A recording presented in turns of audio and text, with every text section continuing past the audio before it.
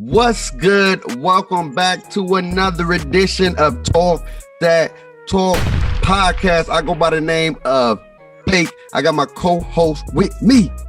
Hey, what's up, everybody? Look at this. My man's is in the building. You feel me? I'm on daddy duty right now because the wife is. Yo, it's crazy when we start doing a show. You open his eyes like, oh, I'm ready to talk. I got some talk. You gonna talk that talk for the people? You gonna talk that talk? What you got to say? Talking that talk. What you got to say? Oh man, but shout out to Daddy Reasons, man, and Lil Jack. Hey, but we got to talk about what happened last week. And if y'all asking for my hat, why I got the chef hat on, because I'm about to cook up Daddy Reasons today when we talk. This is when we go in today. I'm going in. Is the Nets for real? Daddy Reasons. They was able to get the win in a big win. This was a real first big test. They got another test. They got Philly this week, but this was their first big test. How did the big three pan out? It was a good game by them. They still have no defense. Yeah. My God. Like they can't stop a nosebleed. And it's just interesting. It's gonna be interesting to see how they changed their defensive philosophy. According to reports, I think they was possibly looking to Shawn Shumpert, so that gives them a perimeter defender. But I also feels like that takes out a guy like Joe Harris, who allows them to play a certain way because he spreads the floor. Yeah. So I honestly feel that they need to trade Shamet and see if they can go get a big to combat DeAndre Jordan. Because with KD playing the 5 and that small ball lineup, like it's effective because they just a bunch of buckets being gotten. Yeah, which they got.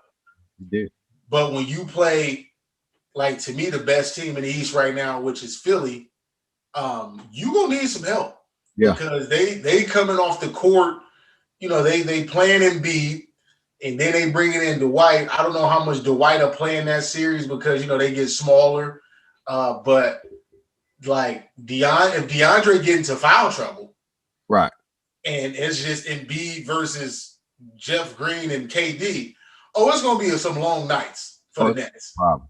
And so they're going to have to go get somebody like that. But when you just look at that team, man, and everybody been saying that this is just like an AAU team. At any moment, all three of those dudes can ISO you. All three of those dudes can go get a bucket. Yeah. James, and then all these weird reports that people were saying they couldn't fit, they couldn't play together. Honestly, I never heard no one say they couldn't fit. I never heard no one really when I'm listening, the fit wasn't the issue. It was the depth. And are they gonna play defense? Like to me, those are two biggest issues. But James Harden, man, he's having a resurgence.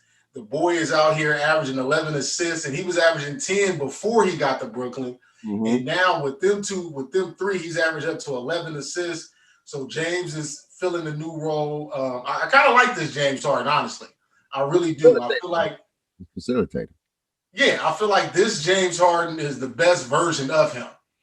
And KD, he's a walking bucket. And Kyrie, again, because we talked about it. When Kyrie just plays basketball, you cannot question the talent that man has. It'd be all the extras, and you'd be like, what, bro?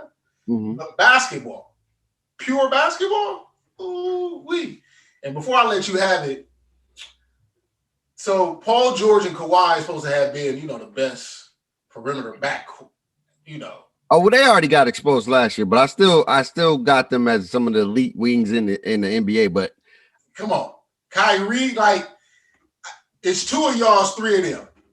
It's two of them shouldn't be getting what they got. If one of them do it, you feel me? It's like, all right, well, all three, got pure buckets. Except for James didn't get his, he didn't put up his, James Harden numbers, but he put up a triple-double. He had 25, 11, and 10 or something like that. Yeah, but you know how James would go for 30. Yeah, but Kyrie went for 39. So if he got 25, KD scored 29 on 13 shots. Yeah. It's like y'all didn't stop nobody. Y'all didn't do nothing to neither with the Kawhi and PG. Can't stop prolific scores. I get tired of people saying you can stop people in this day of age in this NBA. No, you can't do it because what about percentage? What about percentage? If like, so for example, if you get 30 on 25 shots, I feel like that's a win for the defense. I feel that, but you got to understand they may not take 30 shots because you got 3 prolific scorers. When you got 3 of the best scorers to play in the NBA all on the same team, it's like pick your poison, right? And it's crazy when you watch the game against the Clippers and the Brooklyn Nets. The Clippers came out hot. They were coming out, yeah, and it shrunk real quick. See, it's one thing to play defense. It's another thing to score points. And I think what Brooklyn identity is right now, I don't know if it's going to get them to the finals, is we're going to try to outscore you. We know we are deficiency in the defensive end, but we know we have 3 elite scorers that can catch hot and get fire any given moment. Ain't no game ever over when you got 3 of the top scorers and you got James who's taken the role of being the facilitator. That makes them even more dangerous. Like, and don't get it twisted. They play defense in different ways. They're like, if you could put all 3 of them together, they'd be the perfect defender. Because James played amazingly in the post. KD plays amazingly.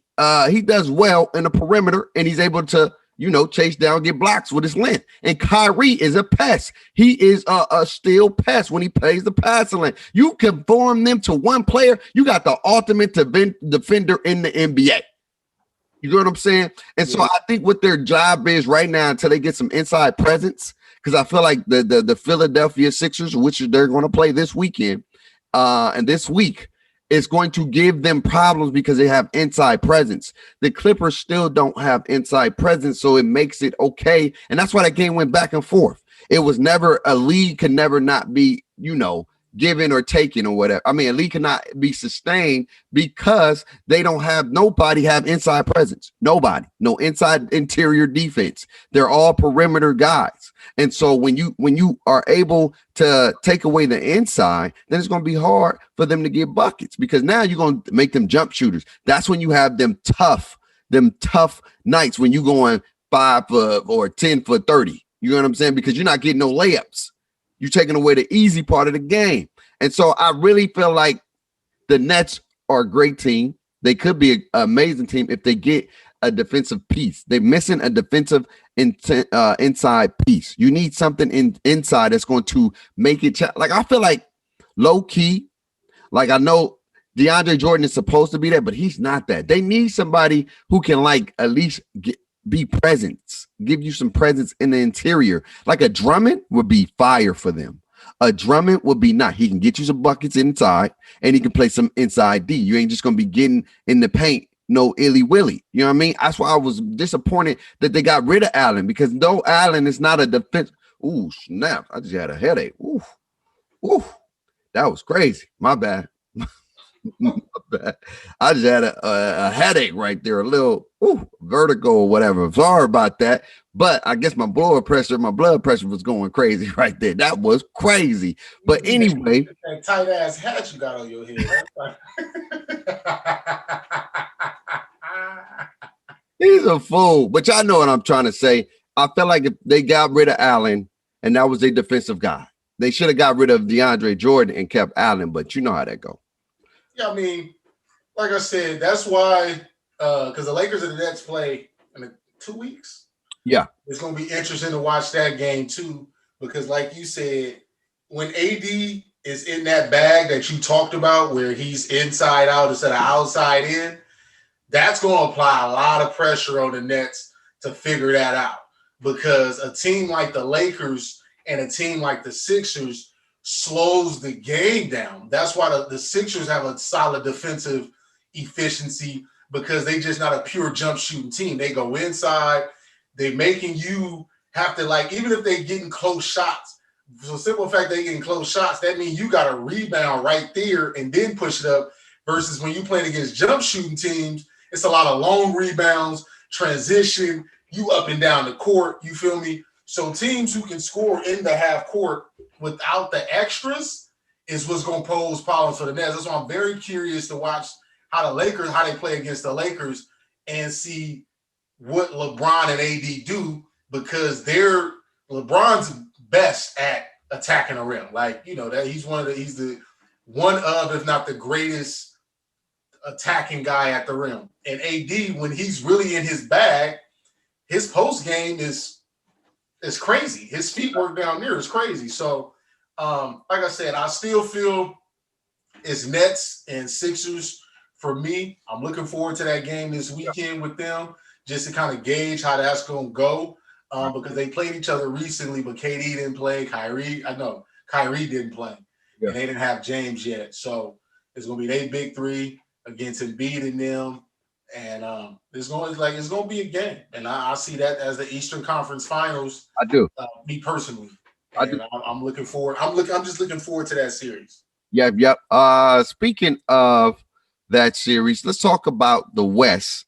Let's talk about the Jazz. Are they for real, or they're just playing well right now? They the best 3-point shooting team in the league, or they make the most 3-point shooting in the league. They got a rim protector and they got a bucket getter.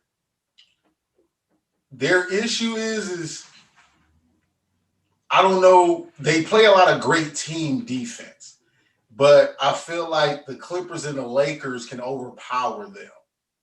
Well, they ran the Clippers out the water the first game. They beat them by 20. Yeah.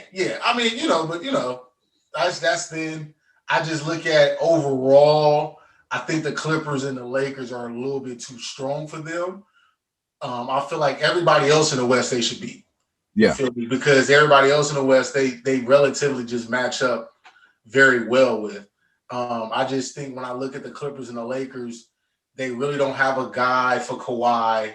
They really don't have a guy to guard PG when PG is really in his bag. And then against the Lakers, if you put Gobert on AD and then AD moves Gobert out the paint, now LeBron's going to attack.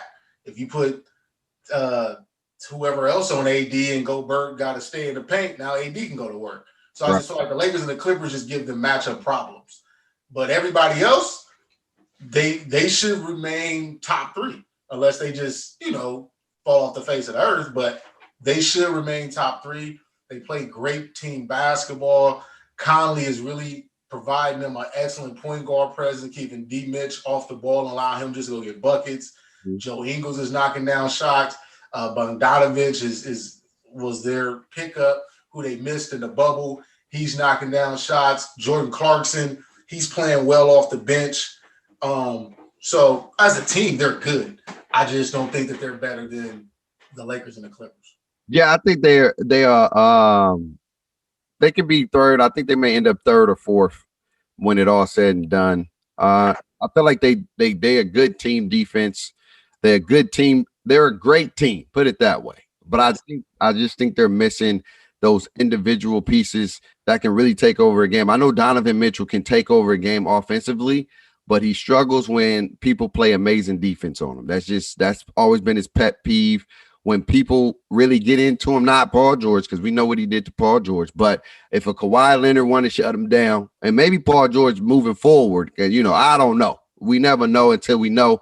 But maybe, you got Kawhi Leonard that can play defense on him. And I just think they probably will match up well against the Clippers, but I think the Clippers should win.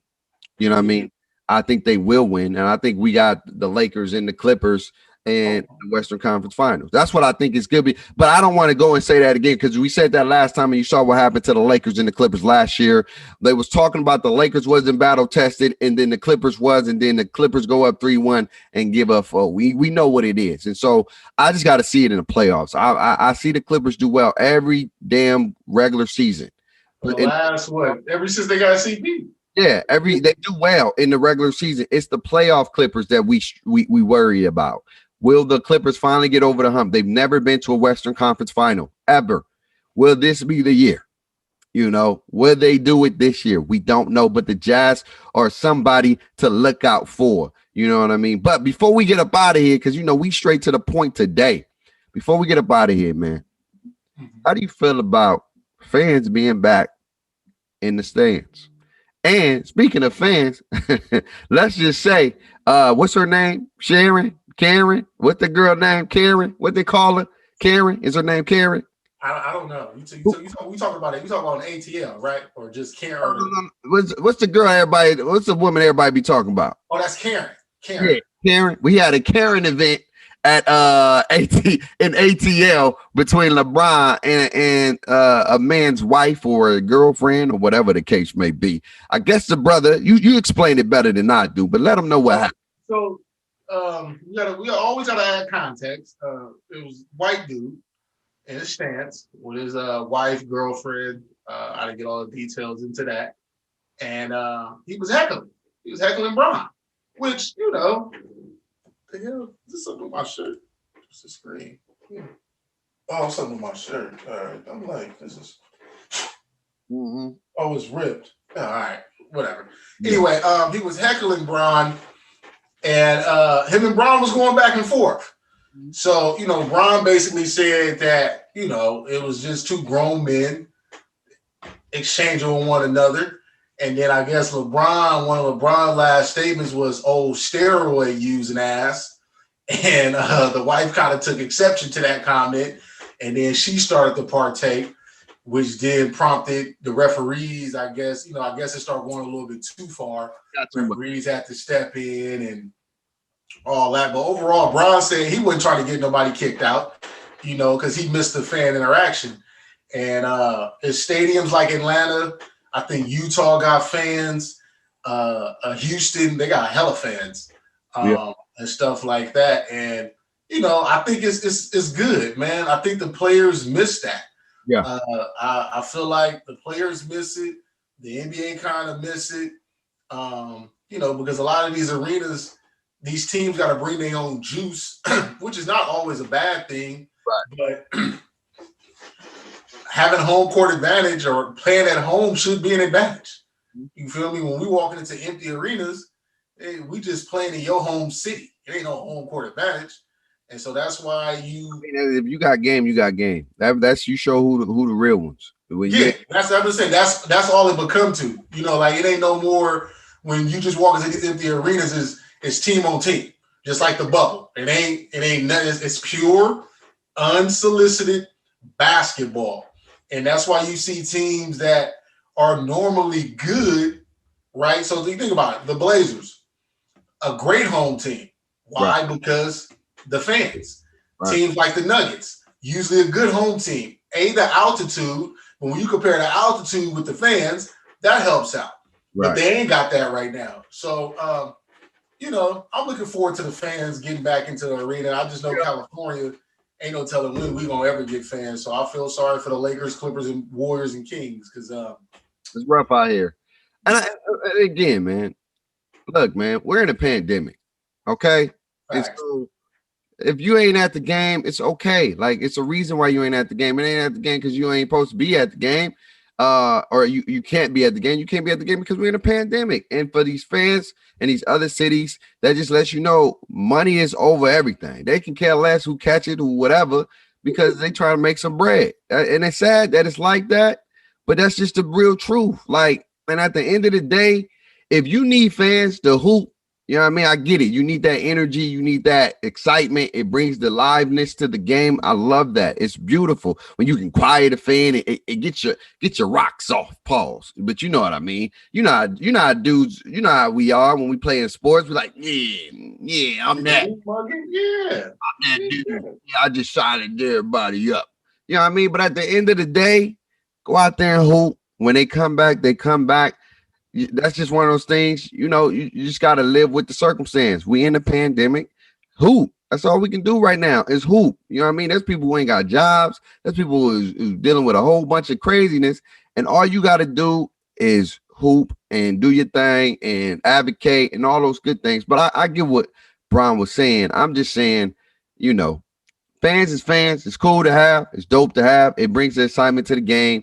I would love to see them. But right now, I ain't worried about fans or not because it's the times. I can see if it was good times and we didn't have fans, I can understand what you're dealing with. But you would want I wouldn't want no fans jeopardizing, putting themselves at risk for a possible chance of catching something and spreading something that we can't seem to control for a couple of dollars. You know, a couple of dollars don't bring back lives. That's how I look at it. I mean, you got to think about it, man. And I know we're about to get off here, but the Super Bowl about to have what, 30,000 fans? It's crazy to me. That's it's a lot of people, champ. It's a lot of people, man. You feel me? And one event, like, it's crazy to me. 30,000, and I'm like, damn, like 30. Because when I when I watched the Chiefs game, their stadium was packed. It did not look like. I'm like, I don't give a damn. Like, how can everybody be 6 feet away from each other? In basketball, it's just I mean, I don't know how many arenas and what they fan totals are, but I know it's a little bit smaller, so you can kind of space it out a little bit, just a little bit. Not saying that it's the greatest, but just a little bit. But when you start allowing 30,000 in a 65,000 seat arena, that's half capacity. That's a lot. A lot of people. That's a lot of people, bro. To sit people, but then you gotta, like, bro, they gotta be in line. They're gonna be out there. They're gonna be tailgating. They're gonna be doing something. They just not gonna be pulling up and just getting in line. Pull up, get in line, watch the game, go home. No, man, like it's nonsense or whatever. But it is what it is. That's on their hands. That ain't on my hands. I ain't gotta deal with it. It just sucks. I get it. We want that. We want our old life back, but I don't know if it's ever gonna come back the way we think it is, y'all. And that we gotta accept that. We gotta accept that we're going into a new way of living with this whole COVID-19. It's gonna be different moving forward from here on out. You know what I mean? We're stuck with the bed, so you got to do what you can to protect yourself and be safe.